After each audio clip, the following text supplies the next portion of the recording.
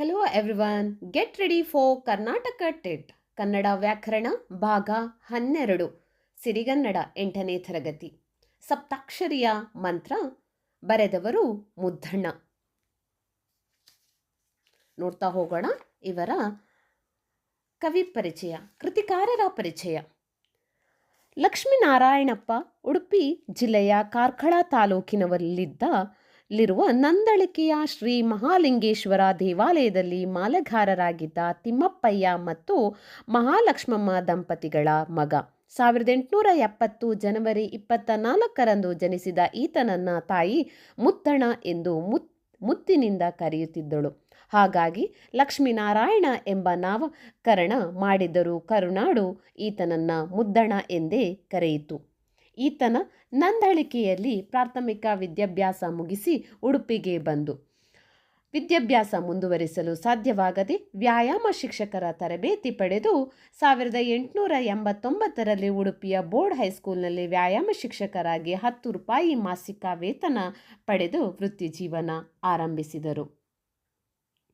ಅದೃಷ್ಟವತ್ ಮಳಲಿ ಸುಬ್ಬರಾಯರೆಂದೇ ವಿದ್ವಾಂಸರ ಪರಿಚಯವಾಗಿ ಮುದ್ದಣನಲ್ಲಿ ಸಾಹಿತ್ಯಾಸಕ್ತಿ ಬೆಳೆಯಿತು. ತತ್ಪರಿಣಾಮವಾಗಿ ರತ್ನಾವತಿ ಕಲ್ಯಾಣ ಮತ್ತು ಕುಮಾರ ವಿಜಯ ಎಂಬ ಯಕ್ಷಗಾನ ಪ್ರಸಂಗಗಳು, ವಾರ್ಧಕ ಷಟ್ಪದಿಯಲ್ಲಿ ರಚಿಸಲ್ಪಟ್ಟ ಶ್ರೀರಾಮ ಪಟ್ಟಾಭಿಷೇಕಂ ಕಾವ್ಯ, ಹಳೆಗನ್ನಡ ಶೈಲಿಯಲ್ಲಿ ಬರೆಯಲ್ಪಟ್ಟ ಅದ್ಭುತ ರಾಮಾಯಣ ಮತ್ತು ಶ್ರೀರಾಮಾಶ್ವಮೇಧಂ ಗದ್ಯ ಕಾವ್ಯಗಳು ಮುದ್ದಣನಿಂದ ರಚಿತವಾದವು. ಹೊಸಗನ್ನಡ ಅರುಣೋದಯದ ಮುಂಗೋಳಿ ಎಂಬ ಪ್ರಶಂಸೆಗೆ ಭಾಜನನಾದ ಮುದ್ದಣ ಕನ್ನಡ ಸಾಹಿತ್ಯದ ಇತಿಹಾಸದಲ್ಲಿ ಸುಭದ್ರ ಸ್ಥಾನ ಗಳಿಸಿದ್ದಾನೆ. ಒಂದು ಕಡೆ ಕಡುಬಡತನ, ಇನ್ನೊಂದು ಕಡೆ ಆಗಿನ ಕಾಲದಲ್ಲಿ ಗುಣಪಡಿಸಲು ಸಾಧ್ಯವಾಗದಿದ್ದಷ್ಟು ಕಾಯಿಲೆ. ಇವೆರಡರ ಮಧ್ಯದಲ್ಲಿ 1901 ಫೆಬ್ರವರಿ 15ರಂದು ಇಹಲೋಕ ತ್ಯಜಿಸಿದರು. ಮುಂದೆ ಅರ್ಥಗಳು. ಆತುಂಟು, ಅಷ್ಟು, ಹಾಗೆ, ಅನ್ನರ್, ಅಂತಹವರು, ಅಭಾಗ್ಯತರು, ತಾವಾಗಿಯೇ ಬಂದವರು, ಅಲೆ, ಅಲ್ಲವೇ, ಅಲ್ತು, ಅಲ್ಲ, ಅಲ್ತೆ, ಅಲ್ಲವೇ, ಆದ್ಯಾರ್, ಮೊದಲಾದವರು. ಇದೆಲ್ಲವೂ ಕೂಡ ತುಂಬ ಇಂಪಾರ್ಟೆಂಟ್. ಈ ಚಾಪ್ಟರಲ್ಲಿ ಬರುವಂತಹ ಅರ್ಥಗಳು ತುಂಬ ಇಂಪಾರ್ಟೆಂಟ್. ನೋಡ್ತಾ ಹೋಗಿ, ತುಂಬ ಇಂಪಾರ್ಟೆಂಟ್ ನಮಗೆ. ಅದು ಹಳೆಗನ್ನಡ ಆಗಿರೋದ್ರಿಂದ ಗೊತ್ತಿಲ್ಲದೆ ಇರೋದಕ್ಕೆ ನಾನು ಹೇಳ್ತಾ ಇರುವಂಥದ್ದು ತುಂಬ ಇಂಪಾರ್ಟೆಂಟ್ ಅಂತ. ಆರ್ಥ, ಸಮರ್ಥ. ಇಂತು, ಹೀಗೆ, ಇನಿತು, ಇಷ್ಟು, ಇರಕೆ, ಇರುವಿಕೆ, ಇರ್ಕುಂ, ಇರುವರು, ಇರ್ಕೆ, ಇರಲಿ, ಈಗುಂ, ಕೊಡುವುದು, ಕೊಡಬಲ್ಲುದು ಅಥವಾ ಕೊಡಬಲ್ಲುದು, ಉರದಿ, ಕೂಡಲೇ ಅಥವಾ ತಕ್ಷಣ. ಉರದಿ, ಕೂಡಲೇ ಇಂಥ ವರ್ಡ್ಸ್ ಎಲ್ಲ ನಾವು ಕೇಳೇ ಇರೋದಿಲ್ಲ. ಸೊ ಹಾಗಾಗಿ ಸ್ವಲ್ಪ ಕಾನ್ಸಂಟ್ರೇಟ್ ಮಾಡ್ತಾ ಹೋಗಿ ಅಂತ ಹೇಳ್ತೇನೆ. ಉಸಿರು, ಹೇಳು. ಎಂತುಟು, ಹೇಗೆ. ಎರಗು, ನಮಸ್ಕರಿಸು. ಎರೆಯ, ಒಡೆಯ. ಎಳವೆ, ಬಾಲ್ಯ, ಚಿಕ್ಕಂದಿನಂದದ್ದು. ಏಂ, ಏನು. ಏಕ, ಒಂದು. ಒದವಿದ, ಮರ, ಒದಗಿದ. ಓರೆ, ಹೇಳು. ಓಲ್ವರೆ, ಮೆಚ್ಚುವರೆ. ಒಳವು, ಇರುವುವು. ಒಳವೆ, ಇರುವುದೇ. ಕಬ್ಬ, ಕಾವ್ಯ. ಇಂಪಾರ್ಟೆಂಟ್. ಕಬ್ಬ ಕಾವ್ಯ ಇದು ತತ್ಸಮ ತದ್ಭವಗಳಲ್ಲಿ ಬರ್ತದೆ. ಕವಡು, ಕಪಟ. ಕಿತ್ತಡಿ, ತಪಸ್ವಿ. ಕೆಮ್ಮನೆ, ಸುಮ್ಮನೆ. ಕೋಳ್, ಖರೀದಿಸು. ಬಲೆ ಕೊಟ್ಟು ತೆಗೆದುಕೋ ಅಥವಾ ಕೊಂಡುಕೋ. ಘನ, ಘನ ಅಥವಾ ಶ್ರೇಷ್ಠ. ಗೋಷ್ಠಿ, ಮಾತುಕತೆ. ಸಂಭಾಷಣೆ, ಕಥಾಲಾಪ. ಚತುರ್, 4. ಚೆನ್ನಿಗ, ಚೆಲುವ. ಜಾಣಿಲಿ, ಜಾಳ್ಮೆ ಇಲ್ಲದ. ತಣಿಸಿಧಿಂ, ತೃಪ್ತಿಪಡಿಸಿದನು. ತಾಳ್ವ, ಅನುಭವಿಸುವ. ತುರಂಗ, ತುರಗ, ಕುದುರೆ ಅಥವಾ ಅಶ್ವ. ತೂಲ್ವ, ನಾಶಪಡಿಸುವ. 3, ದ್ವಿ, 2. ನಂಬುಗೆ, ಭರವಸೆ. ನಿಕ್ಕುವ, ನಿಶ್ಚಯ, ನಿನ್ನೊಳವಂ ನಿನ್ನಲ್ಲಿಯೂ, ನೆರಂ ಸಹಾಯ, ಪಂಚ ಐದು, ಪರಿಹಾಸ ಚೇಷ್ಟೆ ಅಥವಾ ವಿನೋದ, ಪಾಸು ಒಕ್ಕು ಹಾಸು ಹೊಕ್ಕು, ಪುಗುತರ್ತರ್ಪುದುಂ ಪ್ರವೇಶಿಸುವುದು ಅಥವಾ ಪ್ರವೇಶಿಸು, ಪುರುಳುಂ ದ್ರವ್ಯವನ್ನು, ಪೂಳ್ವಿ ಹುಗಿಯುವ ಹೂಳುವ, ಪೆರ್ಮೆ ಹೆಮ್ಮೆ, ಪೆರಿ ಇತರ, ಪೇಳುವ ಆಜ್ಞಾಪಿಸುವ, ಪೋಯ್ ಕೊಡು, ಬಟ್ಟೆ ದಾರಿ, ಬಲ್ಪು ಸಾಮರ್ಥ್ಯ, ಬಲ್ಮೆ ಬಲುಮೆ ಅಥವಾ ಶಕ್ತಿ, ಬಾವನ್ನ ಶ್ರೀಗಂಧ, ಬಾಳು ಬಾಳಿಸುವ ಅಥವಾ ಉಳಿಸುವ,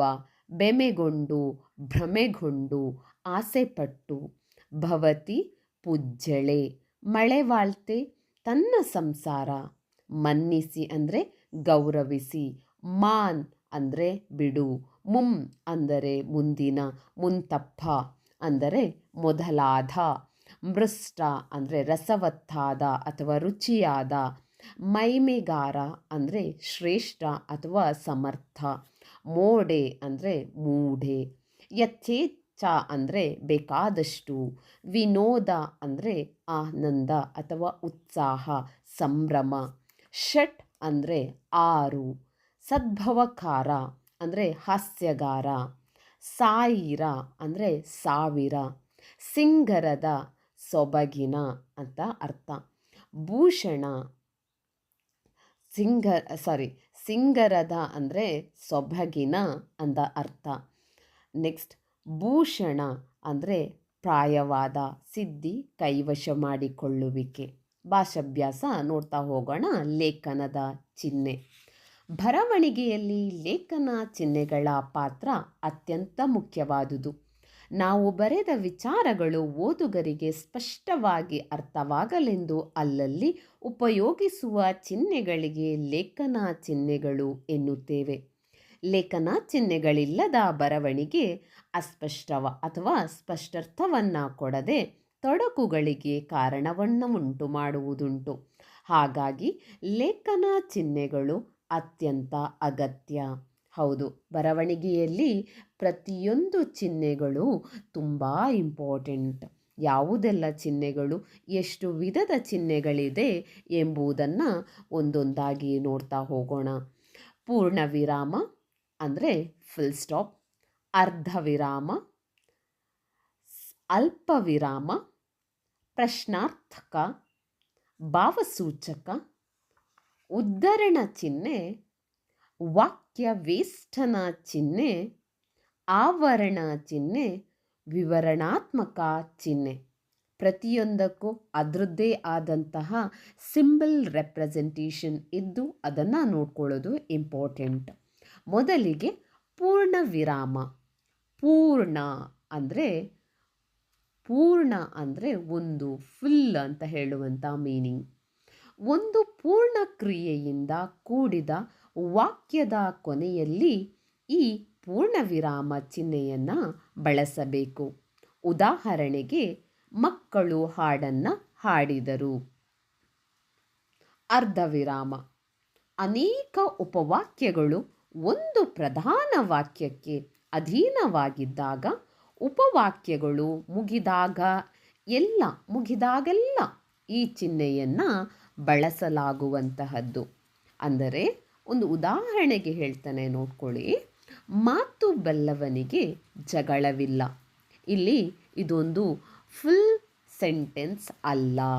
ಇದಕ್ಕೆ ಇನ್ನೂ ಕಂಟಿನ್ಯೂಷನ್ ಸೆಂಟೆನ್ಸ್ಗಳಿರುವ ಕಾರಣ ಅಲ್ಲಿ ನಾವು ಅರ್ಧ ವಿರಾಮವನ್ನು ರಚಿಸಿ ಅರ್ಧ ವಿರಾಮ ಚಿಹ್ನೆಯನ್ನು ಹಾಕಿ, ಊಟ ಬಲ್ಲವನಿಗೆ ರೋಗವಿಲ್ಲ ಎಂದು ಬರೆದ ನಂತರ ಪೂರ್ಣ ವಿರಾಮವನ್ನು ಹಾಕಲಾಗ್ತದೆ. ಅಂದರೆ ಮಾತು ಬಲ್ಲವನಿಗೆ ಜಗಳವಿಲ್ಲ, ಊಟ ಬಲ್ಲವನಿಗೆ ರೋಗವಿಲ್ಲ ಅನ್ನುವಂಥದ್ದು ಒಂದು ಸೆಂಟೆನ್ಸ್. ಮೊದಲಿನ ವಾಕ್ಯವು ಇನ್ನೊಂದು ವಾಕ್ಯದ ಉಪವಾಕ್ಯವಾಗಿರುವುದರಿಂದ ಪ್ರಧಾನ ವಾಕ್ಯವಾಗಿರುವುದರಿಂದ ಇಲ್ಲಿ ನಾವು ಈ ಉಪವಾಕ್ಯವನ್ನು ಅರ್ಧ ವಿರಾಮದಿಂದ ಬರಿತಾ ಹೋಗ್ತೇವೆ. ಮುಂದಿರುವಂಥದ್ದು ಅಲ್ಪ ವಿರಾಮ ಅಂದರೆ ಕೊಮ. ಸಂಬೋಧನೆಯ ಮುಂದೆ ಕರ್ತು, ಕರ್ಮ, ಕ್ರಿಯಾಪದಗಳಿಗೆ ಬೇರೆ ಬೇರೆ ವಿಶೇಷಣಗಳು ಬರುವಾಗ ಕೊನೆಯ ವಿಶೇಷಣ ಬಿಟ್ಟು ಉಳಿದವುಗಳ ಮುಂದೆ ಅಲ್ಪ ವಿರಾಮವನ್ನು ಬಳಸಬೇಕು.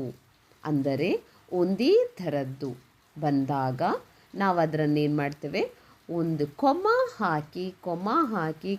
ಹಾಕಿ ಬರಿಬೇಕು. ಎಲ್ಲಿಯವರೆಗೆ ಅಂದರೆ ಕೊನೆಯದಕ್ಕಿಂತ ಮೊದಲು ಕೊನೆಯದಕ್ಕೆ ಕೊಮ ಹಾಕುವ ಅಥವಾ ಅರ್ಥ ವಿರಾಮ ಬರೆಯುವಂತಹ ಅವಶ್ಯಕತೆ ಇರುವುದಿಲ್ಲ.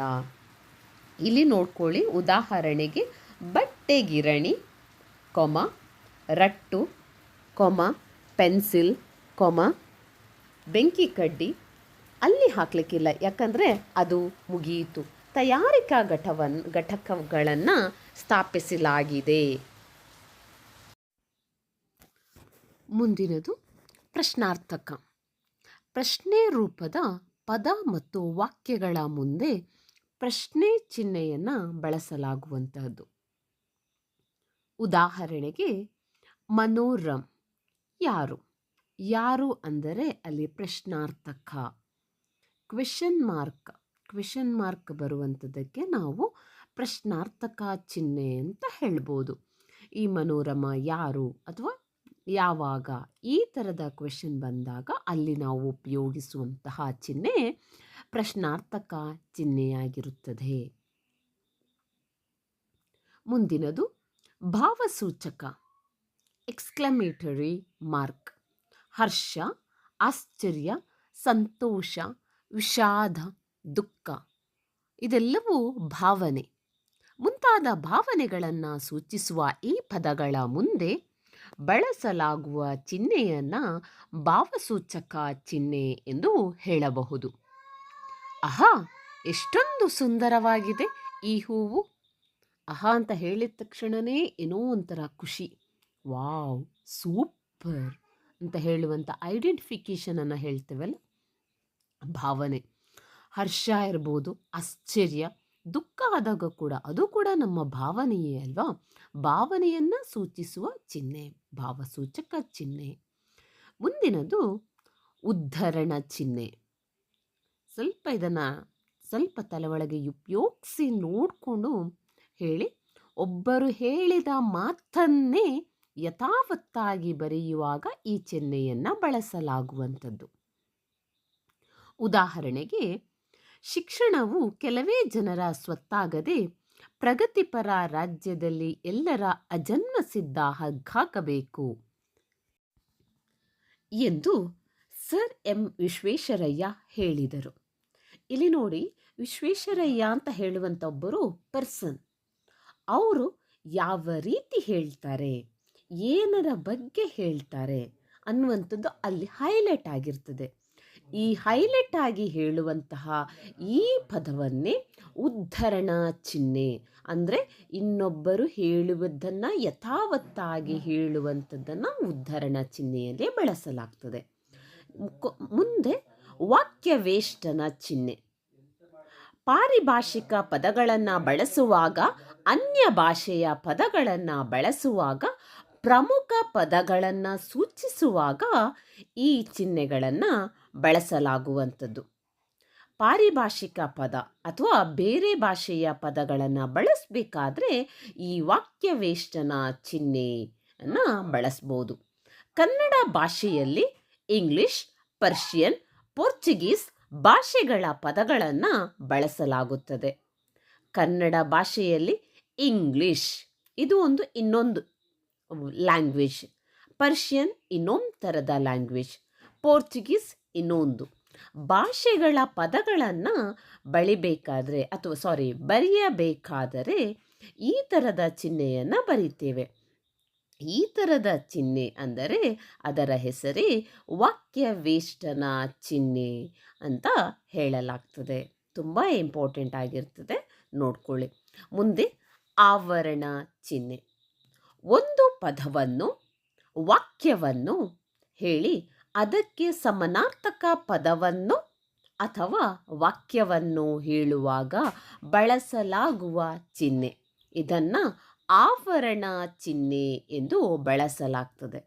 ಒಂದು ಉದಾಹರಣೆಗೆ ಹಣ್ಣು, ಫ್ರೂಟ್ಸ್ ಅಂತ ನೀವು ಇಂಗ್ಲೀಷಲ್ಲಿ ಬರೆದ್ರೆ ಕನ್ನಡದಲ್ಲಿ ಬ್ರ್ಯಾಕೆಟ್ನ ಒಳಗಡೆ ಹಣ್ಣು ಅಂತ ಬರಿತೀರಾ. ಅದನ್ನು ನಾವು ಆವರಣ ಚಿಹ್ನೆಯ ಬಗ್ಗೆ ಇಲ್ಲಿ ಉಪಯೋಗಿಸ್ತೇವೆ. ಇದು ಇಂಪಾರ್ಟೆಂಟ್ ಆಗಿರ್ತದೆ. ಉದಾಹರಣೆ ಸಹಿತವನ್ನು ನೋಡ್ತಾ ಹೋಗೋಣ.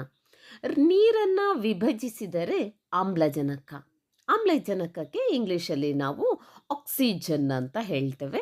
ಜಲಜನಕ ಅಂದರೆ ಅದನ್ನು ಹೈಡ್ರೋಜನ್ಗಳು ಉತ್ಪತ್ತಿ ಆಗುತ್ತದೆ. ಜಲಜನಕದ ಮೀನಿಂಗ್ ಹೈಡ್ರೋಜನ್. ಅದನ್ನು ಬ್ಲ್ಯಾಕೆಟ್ ಒಳಗಡೆ ಬರೆದಿರ್ತೇವೆ. ಮುಂದಿನದು ವಿವರಣಾತ್ಮಕ ಚಿಹ್ನೆ. ಡಬಲ್ ಡಾಟ್ಸ್ಗಳಿರ್ತದೆ.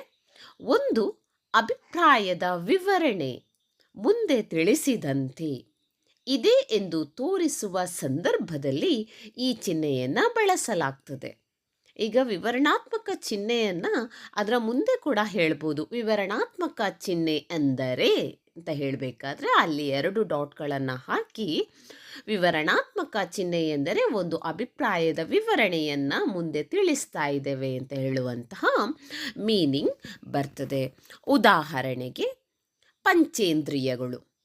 ಪಂಚೇಂದ್ರಿಯಗಳು ಎಂದರೆ ಕಣ್ಣು, ಮೂಗು, ಕಿವಿ, ನಾಲಿಗೆ ಮತ್ತು ಚರ್ಮ. ಅಂದರೆ ಈ 5 ಸೇರಿದಾಗ ಪಂಚೇಂದ್ರಿಯಗಳಾಗ್ತದೆ ಅಂತ ಹೇಳುವಂತಹ ಇಂಡಿಕೇಶನ್ ಮಾಡಲಿಕ್ಕೆ ಅಲ್ಲಿ ವಿವರಣಾತ್ಮಕ ಚಿಹ್ನೆಯನ್ನು ಬಳಸ್ತಾ ಇದ್ದೇವೆ. Thank you for watching. Please subscribe my YouTube channel called TET Shruti Peral. Thank you.